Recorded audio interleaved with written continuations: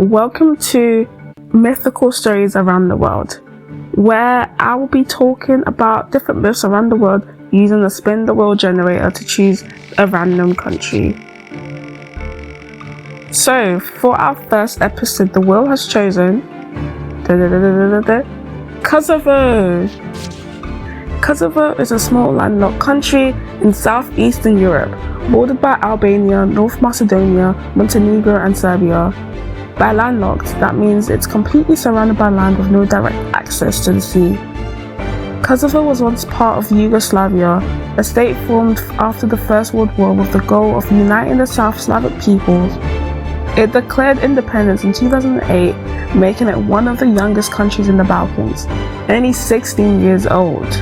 It's recognized by most of the European Union and much of the world, though Serbia still refuses to acknowledge its independence, which, given the shared past, it isn't all too surprising.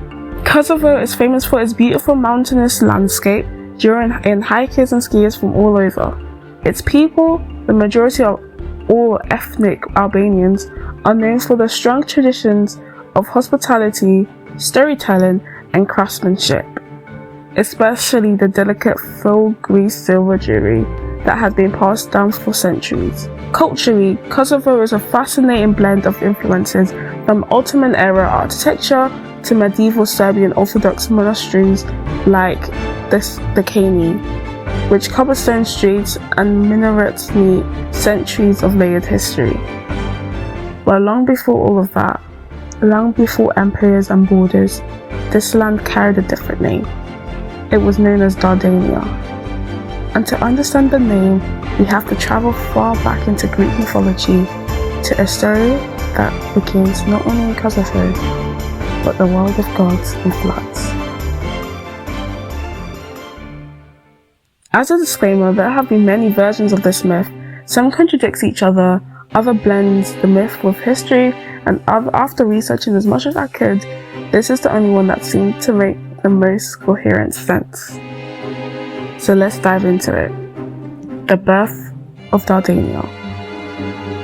According to ancient Greek mythology, the founder of Dardania was Dardanus, the son of Zeus and Electra. He had two siblings, his brother Latian and his sister Harmonia. Dardanus and his brother ruled over Arcadia, a mountainous region known for its rugged beauty, the homeland, peaceful and rich in mythical forests. In time, Dardanus met a princess named Chryses. He fell deeply in love with her, and the two married, having two sons, Odysseus and Damus. But tragedy was never far away in Greek myth. One day, a catastrophic flood swept through Arcadia. It destroyed everything in its path, villages, forests, and farmlands, killing countless of people, including Dardanus' beloved wife Chryses. The once mighty mountains were shattered, leaving behind nothing but broken lands and scattered islands. When the waters finally receded, the survivors split into two groups. One was led by Dardanus, Dardanus' son, who was chosen to be king by his followers, and the others followed Dardanus, who refused to stay in the ruins of the homeland. Dardanus and his followers built rafts from the remains of their homes and set across the sea, searching for a new beginning. Their journey brought them to the islands of Samothrace, where they lived for a time and learnt sacred rites from the local gods. But Dardanus' heart longed for a true kingdom of his own. So he and his people once again took the sea, sailing east until they reached the Troad near Abydos, in which was now known as northwestern Turkey. There they were welcomed by the king Tutus, the ruler of the land. Tutus, who had no sons, grew fond of Dardanus, admiring his wisdom and his leadership. To keep his bloodline alive, Tutus offered Dardanus his daughter, Baetia, in marriage, and as a dowry, he gifted him the land surrounded by Mount Ida.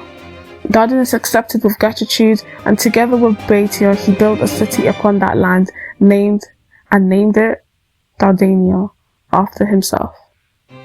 Over time, Dardanus expanded his territory, and his descendants grew into powerful people, the Dardanus from which the legendary Trojans would later descend.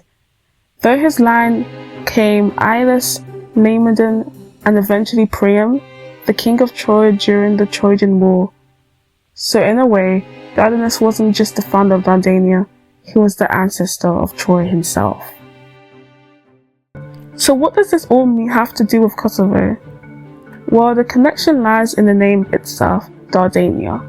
Historically, the ancient kingdom of Dardania covers much more of what is now known as Kosovo, as well as part of modern-day North Macedonia and southern Serbia. The people who lived there, the Dardanus, were Illyrian tribe, known for their resilience in the mountain settlements. Although the mythological Dardania of Asia Minor and the historical Dardania in the Balkans were geographically separate, the name shared has long intrigued historians and linguists. Some believed it could hint at the ancient cultural or linguistic link, perhaps a memory passed down through migration or oral transition that connected those distant lands. But whether or not there's a real connection, the symbolism is powerful. The story of Dardanus reminds us of how myth and history often intertwine, how legends can echo across regions, shaping identities and inspiring entire culture. So next time you hear the name Dardania, remember, it carries both myth and memory, from the highlands of Kosovo to the shining walls of Troy. Thank you so much for watching.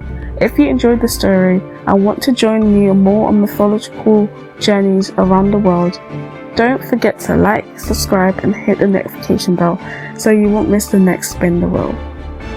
Who knows what country's myth we'll explore next time.